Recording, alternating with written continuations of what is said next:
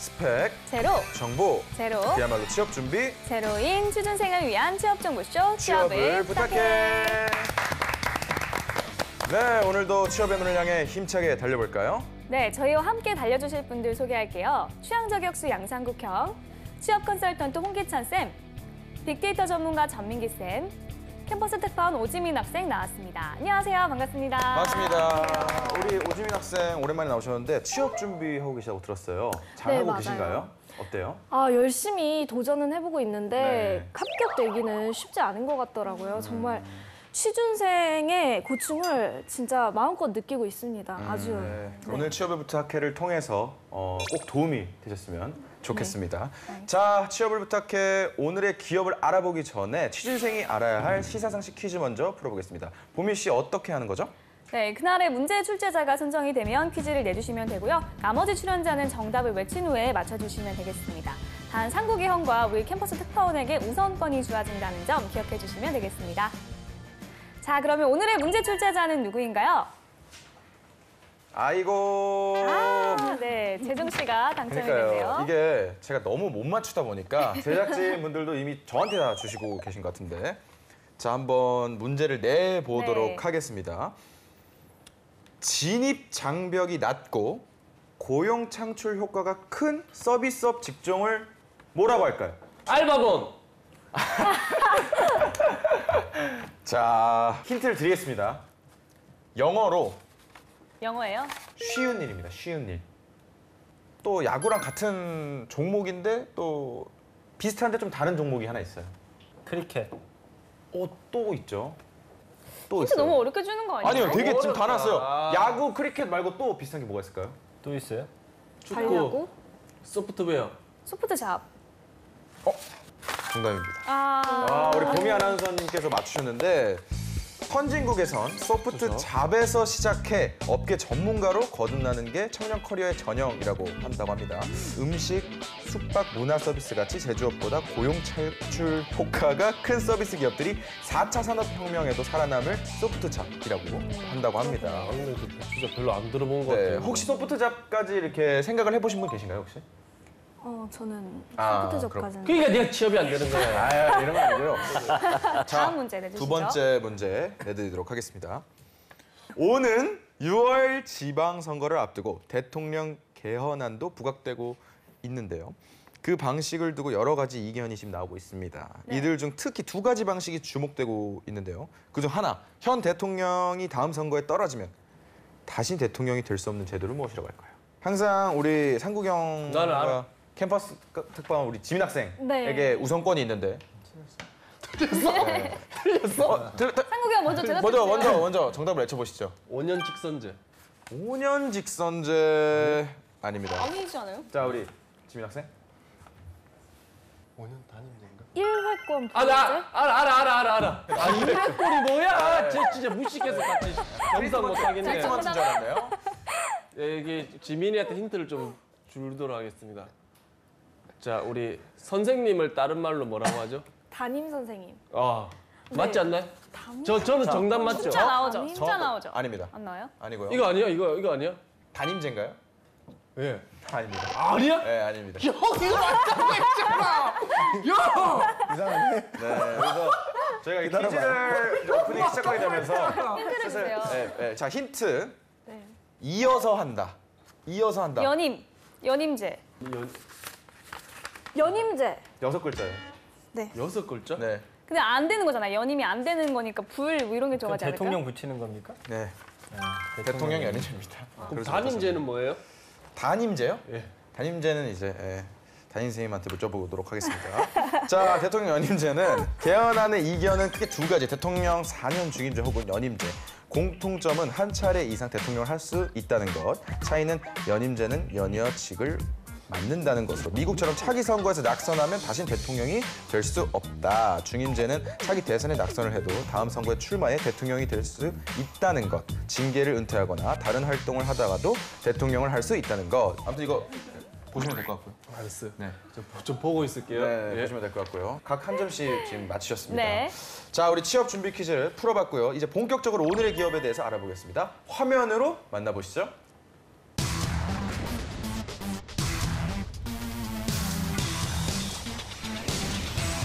오늘의 기업은 국내 최고를 넘어서 세계 최고 기업에 진출한 삼성전자입니다. 와 대박. 1969년 고 이병철 회장이 삼성전자공업 주식회사를 설립, 이듬해 일본 산유와 흑백 TV 생산을 시작해 6년 만에 100만 대를 생산한 만큼 급속히 성장했습니다. 1974년 한국 반도체를 인수하면서 삼성의 반도체 역사가 시작됐고요. 84년에 지금의 삼성전자 주식회사로 이름을 변경하면서 매출액 1조 원을 돌파했습니다. 세계 최초 64메가 디램 개발, 세계 최초 디지털 TV 양산, 스마트폰 개발 등 혁신적인 제품을 선보이며 세계 80여 개국에 진출한 삼성전자는 삼성그룹의 대표 기업으로 가전제품, 휴대폰, 정보통신기기, 반도체 등을 생산 판매하는 글로벌 기업으로 계속 성장하고 있습니다. 네, 지난 3월부터 2018년 상반기 공채가 시작이 됐죠? 네, 지금 대부분의 기업들이 인적성 시험을 진행하고 있을 텐데요. 올해는 어떤 게 좀 달라졌고 또 취준생들은 어떻게 대비하면 좋을지 오늘부터 알아보겠습니다. 네. 그 첫 번째로 삼성전자인데요. 모든 취준생들의 워너비 기업이죠. 특히나 이과 쪽에서 삼성전자를 들어갔다 그러면 아, 이 친구는 특화된 부분이 있는 친구구나 이렇게 생각하는 경우가 많죠. 아무래도. 네. 자, 우선 삼성전자에 대한 빅데이터부터 한번 알아볼게요. 네, 지난 1년간 47만 9,400여 건 정도 언급이 됐고요. 이재용 부회장에 대한 이야기 예. 상당히 많았습니다. 물론 뭐 여러 가지 이슈들 때문에 그랬지만 3년 전까지만 해도 삼성 관련 이야기 쳤을 때 이건희 회장에 관련된 이야기 많았는데 이제는 대표적 인물로 이재용 부회장이 나타나고 있고요. 네. 그 외에는 반도체라든지 전략, 기술, 그리고 주식, 연봉 채용, 그 외에는 갤럭시 S에 대한 관심이 상당히 많았습니다. 네, 그러면서 스마트폰에 대한 언급량이 가장 많았고요. TV, 컴퓨터 등 다른 전자기기도 볼 수 있었지만 역시나 삼성하면 갤럭시 S, 그리고 애플과의 비교, 뭐 이런 연관어들이 상당히 많이 볼 수 있었습니다. 네. 홍쌤, 삼성전자의 올 상반기 공채 어떻게 진행될까요? 이번엔 삼성채용의 변화는 첫 번째는 과거에는 이제 R&D 직군, 그다음에 설비 직군 뭐 이 정도로 채용이 한 이원화됐었는데 이번에는 설계, 공정, 설비 직군으로 이렇게 좀 다변화됐고요. 그다음에 문과 전형 같은 경우도 모바일 쪽에 가겠다, TV를 가겠다 이런 결정을 하지 않았거든요. 그다음에 영업과 마케팅도 구분하지 않고 채용이 이루어졌는데 근본 채용은 이 사업군, 제품군마다 그다음에 영업과 마케팅을 각기 나눠서 뽑았어요. 그다음에 사업부 군이 다각화돼서 내가 어떤 사업부를 선정해야 되는지 고민이 더 깊어졌고요. 그다음에 직무 관련된 부분들도 그 양이 굉장히 많이 노출이 돼서 내가 어떤 사업부에 어떤 직군으로 써야 될지 제가 현장에서 굉장히 많은 학생들이 이 부분에 대한 상담을 했는데 이제 좀 어려워지고 있죠. 그래서 여러분들이 미래의 삼성인을 좀 꿈꾸는 분들이라고 하면 삼성에서 진행되고 있는 사업에 대해서 더 디테일하게 알아야 돼요. 그다음에 자소서 항목도 이번에 4번 항목이 추가돼서 구직자들이 굉장히 힘들어했는데 직무 관련돼서 적을 수 있는 공간이 추가됐죠. 그러니까 결국 삼성이 진행하고 있는 시행 프로세스의 변화는 직무 중심으로 사업부별로 아주 디테일하게 전형이 흘러갔기 때문에 구직자들이라고 하면 이제는 내가 삼성에 간다, 삼성전자에 간다 이런 개념이 아니라 삼성전자의 파운드리 사업 부분의 설계 직군으로 나는 공정 직군으로 생각을 하고 있다. 이렇게 본인의 목표가 더 세부적으로 좀 바뀌어야 돼요. 그래서 그런 부분들에 대해서 고민을 좀 미리미리 진행하셔야 될 겁니다. 네. 네. 여러 가지 달라지는 게 있는 것 같은데 지금부터 하나씩 알아보도록 하겠습니다. 먼저 떠도는 한간의 소문부터 한번 알아볼까요? 상국이 형.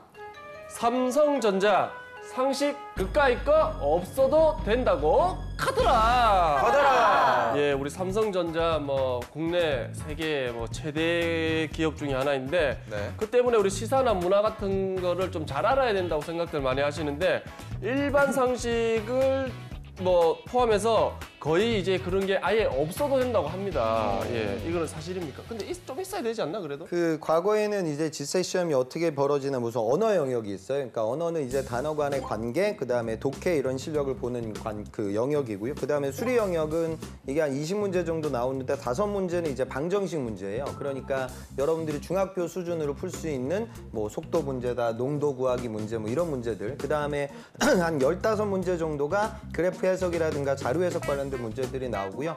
추리 영역으로 가게 되면 3단 논법이라고 해서 그러니까 논리적인 추론을 하는 문제, 그다음에 또 도식 추리라고 해가지고 도형을 추론하는 문제, 그다음에 단어 간의 관계를 보는 문자 추리, 그다음에 이제 논리 게임이라고 해서 문제 주어진 조건들을 추론해가지고 건물, 배식표 이런 걸 그려가지고 거기서 세부적인 조건을 찾아내는 이런 문제 유형들이 있었고요. 구직자들이 제일 힘들어하는 파트가 이제 시각적 사고 유형입니다. 그래서 8가지에서 9가지 유형으로 나오는데요. 뭐 전개도 문제라든가 아니면 뭐 큐브 블럭 같은 걸 합쳐가지고 여기서 나올 수 없는 모양을 찾아라. 그다음에 어떤 아주 복잡한 입체 도형을 위에서 봤을 때, 앞에서 봤을 때, 옆에서 봤을 때 뷰를 보여주고 다른 입체를 찾아라. 여러 가지 유형들이 있어요. 그러니까 많은 구직자들이 연습이 굉장히 어렵거든요. 그다음에 직무상식에서는 경제, 경영, 과학, IT, 역사 주로 이렇게 3가지 영역으로 출제가 됐는데 이번에 상식 파트가 사라졌어요. 그래서 특히나 이공계들 입장에서는 이런 상식이 굉장히 약하거든요. 역사라든가 경제, 경영의 용어나 개념들을 잘 모르고 있어서 버거웠는데 이 부분이 좀 빠졌으니까 오히려 구직자들 입장에서는 좀 좋아졌죠. 근데 또 개중에는 이제 문과 학생들은 아까 제가 말씀드린 수리, 추리 이런 걸 너무 못하니까 그나마 이 시각적 사고, 그러니까 이 직무상식에서 점수를 좀 벌었는데 또 본인이 또 열심히 공부한 부분이 빠지게 되니까 또 힘들어지는 그런 구직자도 생겼습니다. 근데 전체적으로는 인적성에 좀 부담감이 줄어들었다. 그래서 15일 날 있을 시험을 여러분들이 지금 방송 보면서 열심히 준비하셔야 됩니다. 네. 네. 삼성의 연봉은 어느 정도 됩니까? 네, 자플래닛이 올해 3월에 발표한 자료를 보니까요. 평균 연봉이 1억 9만 원입니다. 사원 4,184만 원, 대리가 4,783만 원, 과장 5,829만 원, 부장 8,677만 원, 이사 1억 1,016만 원인데요. 네. 여기 알다시피 임원들도 상당히 많고 임원들 연봉은 또 어마어마하잖아요. 거기 이제 성과급까지 더해서 아마 평균 연봉이 1억대를 훌쩍 넘는 것으로 보입니다. 네. 그렇군요. 대단합니다. 자, 홍쌤, 삼성전자에 입사하려면 어떤 스펙이 필요할까요? 아까 지민 학생이 삼성전자에 입사하는 이공계들은 뭔가 특출난 경험이 있다 이렇게 생각하지만 실제로는 그렇지 않습니다. 그러니까 그 구직자들이 착각하는 건 그거예요. 그러니까 내가 학교가 뭐 그냥 서울의 일반적인 학교 수준이고 학점도 뭐 대단하진 않아. 뭐 3점 후반대. 그다음에 어학도 뭐 대단하지 않아. 한 6급 정도. IM 정도 갖고 있고 인턴 뭐 짧은 시간 동안 1달, 2달 이거밖에 안 했어. 그러면 내가 이 정도 레벨 가지고 이공계로서 삼성전자는 못 가. 라고 이제 취업 초보들이 생각을 해요. 여기를 못 간다고 생각하시면 안 되고 여기를 못 가면 아무 데도 못 가는 거예요. 작년 상반기가 한 3,500 정도 뽑았거든요. 거의 인서울 대학교에 있는 정원을 다 합친 숫자니까 내가 무조건 도전해야 된다. 이런 식의 마음가짐을 갖고 도전하셨으면 좋겠어요. 자소서 내용도 내용이지만 이공계들은 그 학점을 보고 학점의 질도 봐요. 그러니까 들었던 과목들을 우리 회사, 그다음에 우리 사업부, 우리 직무와 관련되는 직군으로 들었던 친구들을 많이 선호하게 되죠. 그다음에 문과 학생들은요. 채용 규모가 그거보다 많이 줄어듭니다. 그래서 문과 학생들은 삼성 들어가기가 이공계들보다 훨씬 더 어려워지고요. 이쪽에서는 학점보다는 여러분들의 직무 경험과 역량을 봐요. 그러니까 자소서에 들어갈 내용들이 좀 중요해진다. 제가 일일이 뭐 스펙을 얘기할 수 없을 만큼이나 작년에 제가 제 학생들 한 108명 정도 보냈거든요. 전자, 그러니까 삼성을. 그러니까 여기는 정말 인원이 많기 때문에 일어나 시키지 말고 넓게 보고 여러분들이 도전하셨으면 좋겠습니다. 네. 네. 자, 이번엔 기업에 대해 깊숙이 알아보도록 하겠습니다. 핫한 키워드로 기업을 저격해보는 시간이죠. 상국이요. 네, 우리 키워드를 통해서 기업을 저격해 보도록 하겠습니다. 꾸기의 핵스택! 첫 번째 해시태그 보도록 하겠습니다. 짜잔! 샵 TV의 신세계를 열다. 샵 한국을 넘어 세계로입니다. 우리 TV의 역사는 LG의 우리 전신인 금성사가 썼지만 TV의 혁명은 우리 삼성전자가 썼다고 합니다. 네. 2006년부터 국내를 넘어 세계 시장 점유율 1위를 지금 달리고 있는데 특히 TV는 글로벌 시장에서 혁명의 역사를 쓰고 있다고 해도 과언이 아니라고 합니다. 네. 삼성전자의 TV 혁명은 무엇인지 우리 전생께서 알려주시겠습니까? LED TV라든지 3차원 TV, 뭐 UHD TV, 뭐 커브드 TV 여러 가지 제품 개발을 통해서 그 1위를 계속해서 고수하고 있습니다. 2017년에는 $1,500 이상의 TV 시장에서 점유율 45.9% 높은 점유율 기록을 했죠. 그러니까 싸게 만들어서 많이 파는 것도 아닙니다. 좋게 비싸게 만들어서 또 많이 팔고 있고요. 네. 뭐 세계에서 가장 얇은 TV라든지 휘어지는 TV, 그다음에 양자점 발광 다이오드 TV라고 해서 색깔을 바꾸려면 유기물 자체를 바꿔줘야 되는데 이 양자점 발광 다이오드 같은 경우는 반도체 크기만 크고 작게 해서 이 색깔들을 구현할 수 있었기 때문에 이 TV 가격을 또 확 낮추는 데 또 큰 역할을 했거든요. TV 기술의 발전을 선도해 오고 있고 안주하지 않고 그 다음 모델을 계속 이렇게 내놓고 있는 게 아마 12년 연속 세계 점유율 1위를 차지한 비결이 아닌가 싶습니다. 네. 그리고 또 하나 체온 정령을 자세히 보니까 직무 적합성 평가라는 게 있더라고요. G사트가 아닌 그 이전 단계라고 하는데 이것도 준비를 해야 되는 건가요? 그러니까 직무 적합성 평가라고 하면 시험을 보는 건 아니고 서류 전형입니다. 삼성은 여러분들이 들었던 과목들을 하나하나 다 수기로 적어 넣어야 돼요. 네. 그리고 면접장 가서도 사실은 자소서 관련된 질문들보다는 들었던 과목들에 대한 질문을 받아요. 그러니까 홍기찬 씨는 이거 굉장히 중요한 과목이고 어려운 과목인데 이거 왜 C뿔 받았어요? 이런 식으로 질문을 받고 그다음에 이거 재수강했는데 어떻게 재수강했는데 B밖에 못 받았네? 뭐 이런 식의 질문. 다른 기업들보다는 학업 이력을 굉장히 디테일하게 들어오니까 여러분들 면접을 한 3월 말부터 여러분들 면접을 보게 될 텐데 여러분들은 그런 부분들에 대한 대비책과 그다음에 이공계 선배들과 여러분들 면접을 보니까 또 관련 질문들을 또 해요. 그러니까 그 기술적인 내용들을 꼼꼼하게 정리하는 게 상당히 중요합니다. 네. 자, 다음 해시태그 볼까요? 네, 다음 해시태그 보도록 하겠습니다. 짜잔! 샵 완벽한 성과주의 샵 삼성전자로부터의 독립입니다.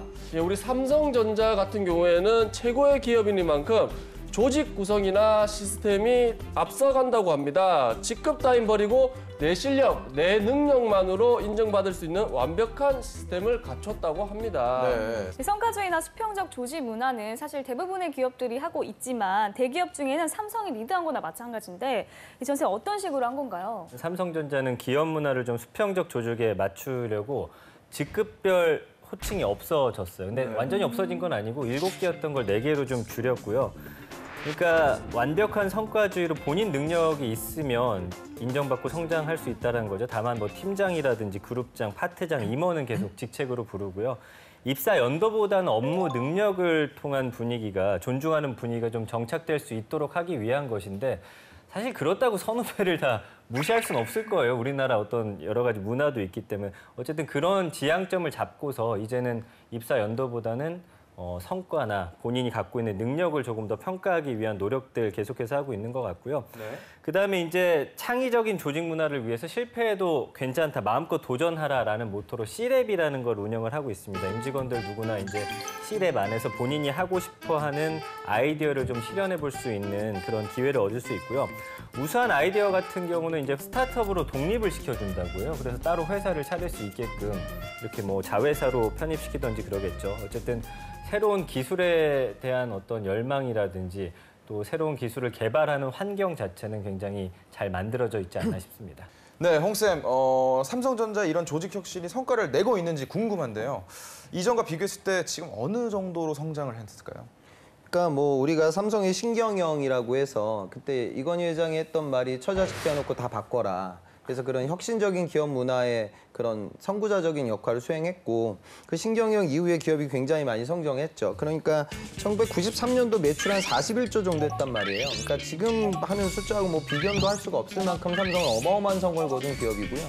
그 이유 중에 아까 우리가 성과주 이런 얘기를 했는데 삼성 내부적으로 있는 문화 중에 그 매기 효과라고 우리가 많이 얘기하거든요. 그러니까 미꾸라지를 키울 때 미꾸라지만 풀어놓으면 미꾸라지들이 건강해지지 못한다고 해요. 그런데 미꾸라지를 키울 때 미꾸라지를 잡아먹는 메기를 한 마리 풀어놓으면 메기가 미꾸라지를 잡아먹거든요. 그러니까 그러면 몇몇 미꾸라지는 죽겠죠. 하지만 전체적으로는 죽기 싫기 때문에 열심히 헤엄을 치고 전체적으로는 건강해져요. 그러니까 어찌 보면 좀 잔인해 보일 수도 있겠지만 이런 좀 성과주의, 그러니까 열심히 노력하는 그런 좀 치열한 경쟁 문화를 갖고 있는 건 사실입니다. 그러니까 그런 부분들 때문에 지금의 삼성이 나왔다라는 건 여러분들 이해하셨으면 좋겠고요. 근데 아까도 이야기하셨지만 그 삼성은 전 세계 최고의 제조업 기업이니까 당연히 뭐가 좋을까요? 조직력이 우수해요. 그러니까 조직력이라는 건 이런 경쟁도 경쟁이지만 끈끈한 관계도 같이 가고 있기 때문에 그런 이미지는 좀 여러분들 바꿔서 또 재해석을 해봐야 될 것 같습니다. 네. 자, 지금까지 삼성전자에 대해서 알아봤고요. 이번에는 취준생과 함께 실제 면접 상황을 재현해 보도록 하겠습니다. 먼저 PT 면접인데요. 10년 후 이 기업은 이렇게 될 것이다를 주제로 발표를 해주시면 되겠습니다. 삼성전자의 10년 후, 지민 학생 시작해 주시죠. 네, 삼성전자 10년 후에는 로봇 개발에 완전 주력을 다할 것이다 라는 주제로 이야기를 하고자 하는데요. 삼성전자 하면 지금도 컴퓨터나 핸드폰 그리고 TV도 물론 주력 사업으로 지금 열심히 활동 중이죠. 하지만 요즘 들어서 삼성전자가 체험관을 많이 내고 있어요. 뭐 미국에서도 한번 가본 적이 있고 한국에는 물론 체험관이 많이 존재하고 있는데요. 이렇게 체험을 해보면서 이걸 어떻게 사용하는지 이렇게 그 로봇과 핸드폰이라던가 가전제품의 중간 역할을 할 수 있게끔 이렇게 체험관을 많이 만든다고 저는 생각하거든요. 뭐 이렇게 계속해서 발전해 나가게 될 거기 때문에 10년 후에는 삼성전자뿐만 아니라 모든 IT 기업들 쪽에서는 로봇 생산에 주력을 다하지 않을까 이렇게 생각을 해봤습니다. 네. 네. 질문 잘 들었습니다. 감사합니다. 수고하셨습니다. 자, 질문들 있으신가요? 뭐 헬퍼 역할을 한다고 했는데 중요한 어떤 식의 헬퍼를 얘기를 하는 건지. 일단 제가 생각했을 때 굉장히 단순 노동 쪽에 헬퍼 역할을 이제 조금씩 시작하지 않을까. 슈퍼에서 카드 결제 아니면은 뭐 청소하는 로봇, 뭐 지금도 나와 있지만 이제 대중화되어서 뭐 백화점에 로봇이 뭐 다닌다던가 이런 식으로. 제가 생각하는 기준은 네. 지민 씨가 얘기하는 거는 지금도 되어 있고 네네. 10년 뒤에는 진짜 사람 대신할 수 있을 거라 생각하기 때문에 저는 약간 부정주의자서 그게 예. PT를 좀 했던 얘기를 좀 정리해 볼 텐데 우리 전 선생님 어떻게 보셨나요? 구성이 좀 탄탄하지 못했던 것 같고 본인도 사실 잘 모르는 내용을 그냥 구성은 계속 머릿속으로 생각하면서 내뱉는 듯한 느낌을 많이 받았어요. 그러니까 좀 더 고민을 해봤어야 되지 않나. 그리고 로봇이라는 게 너무 광범위하지 않습니까? 실제 어떤 제품이 나올지 좀 구체적인 사안을 들었으면 좀 더 좋지 않았을까라는 생각을 해봤고 깔끔하게 하면 좀 더 나은 PT가 되지 않을까 싶습니다. 네. 네. 자, 홍 쌤께서는 어떻게 보셨나요? 진짜 지민 학생이 남 같지 않아서 하는 말씀이지만 취업이 정말 심각하게 걱정되네요. 중요한 이유는 뭐냐면 지금 그러니까 지민 학생처럼 얘기를 하게 되면 그 자리에서 논리력이 빛을 발하기가 어렵거든요. 그러니까 상황을 조금 체계화시키고 그거에 맞춰서 템포가 빠른 답변을 할 수 있게끔 연습이 좀 이루어져야 돼요. 그래야 삼성뿐만이 아니라 다른 기업에 입사할 수 있는 기회의 폭이 좀 넓어질 거니까 지민 학생도 그런 부분을 조금 가다듬으면 더 취업에 한 걸음 더 다가설 것 같습니다. 네, 감사합니다. 삼성전자에 대한 PT 면접을 해봤고요. 이번에는 제 차례입니다. 취업에 관해서 1도 모르는 제가 초보 취준생들을 대신해서 물어드리는 취업 기초학습 시간입니다. 첫 번째 질문을 홍쌤께 여쭙겠습니다. 앞서 대기업 채용 인원이 줄 거라고 했는데 그럼 채용 기준도 변화가 있지 않을까요? 채용 인원이 준다? 그 채용 기준 그것과는 이제 상관성이 그다지 높지는 않아. 그러니까 많이 뽑을 때나 조금 뽑을 때나 어차피 경쟁은 이루어지고 있기 때문에 그거에 맞춰서 채용 변화가 생기죠. 근데 중요한 건 지금 저 양극화되는 그 부분이 좀 많은 것 같아요. 그러니까 지금 우리나라 무역 수지 흑자의 거의 절반이 반도체다 이렇게 얘기를 하니까 점점 산업군이 뭐 큰 기업들 위주로 많이 뽑는 기업들은 학생들도 많이 몰리고 공채도 인원도 좀 늘어나는 편이고 하지만 학생들이 선호하지 않고 또 그다음에 지금 요즘 업황도 좋지 않은 필드는 채용 규모가 줄어들고 있어요. 그러니까 양극화되는 부분들을 고려하시고요. 그다음에 중요한 건 직무 위주의 채용이라는 건 모든 기업에서 다 확대 적용이 되고 있고 근본 18년 상반기 삼성 채용 프로세스의 변화도 결국 키워드는 아주 세부적인 사업부 선정과 세부적인 직무에 대한 이해이기 때문에 자소 항목도 또 그쪽으로 바뀌고 있기 때문에 여러분들이 직무에 대해서 더 심각하게 고민을 하고요. 기업들도 그런 식으로 채용이 이루어진다. 이 부분을 좀 이해하셨으면 좋겠습니다. 네.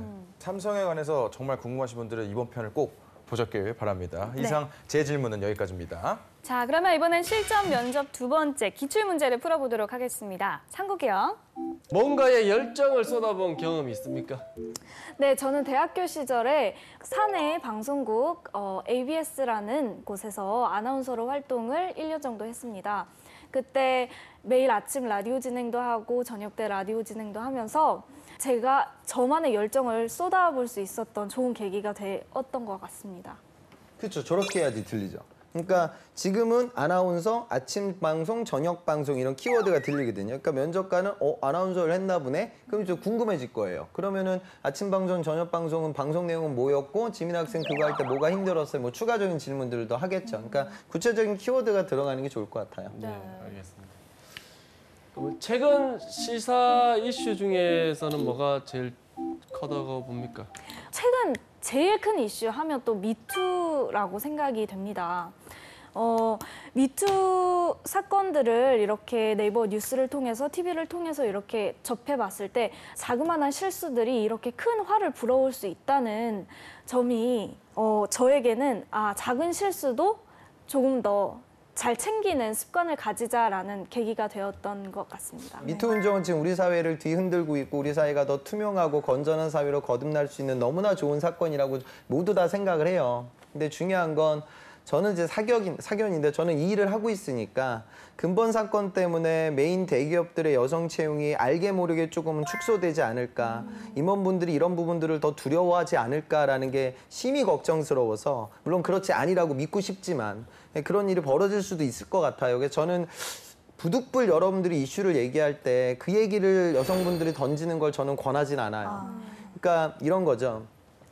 지민 학생 여태까지 살아오면서 여성이라는 이유 때문에 차별받았던 기억이 있다면 어떤 기억이 있어요? 이 질문을 받았을 때 물론 여성분들이 차별 많이 받으셨겠지만 차별을 받았던 이야기를 하기보다는 그분들 입장에서는 내가 여성이라는 것 때문에 배려를 해주셨는데 그 배려가 나에게는 조금 차별로 다가왔던 뭐 이렇게 부드러운 케이스로 얘기가 나와야지 진짜 차별받았던 이야기를 하면 이제 대화는 그 방향으로 흘러가지 않고 전혀 내가 예기치 않았던 대화 소재로 주제로 넘어갈 수가 있어요. 그러면 여러분들이 공경에 처하거든요. 그러니까 그거에 대해서는 좀 주의를 하셔야 되고 정치적으로 예민한 소재 관련돼서는 언급을 하지 마시기 바랍니다. 여러분들이 그거를 질문받았을 때 답변하기가 쉽지 않을 겁니다. 네, 알겠습니다. 자, 이렇게 실전 면접까지 마무리하면서 지금까지 삼성전자에 대해서 알아봤는데요.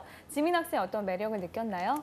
네, 삼성전자 이과뿐만 아니라 문과생들에게도 인사팀이 이렇게 많은 과들이 있으니까 지원해 볼 만한 기업이 아닐까, 매력적인 기업이 아닐까 생각합니다. 네.